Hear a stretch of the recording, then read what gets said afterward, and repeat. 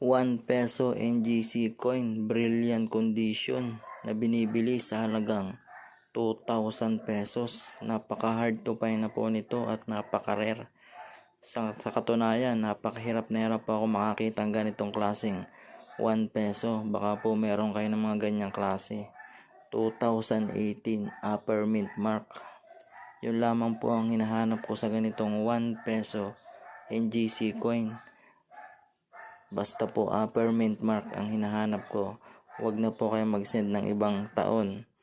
Year 2018 lamang po ang aking hinahanap na upper mint mark.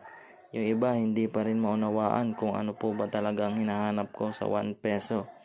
Ulit-ulit ko po sinasabi na upper mint mark year 2018 lamang po ang aking binibili sa ganitong NGC coin. Baka po makakita kayo ay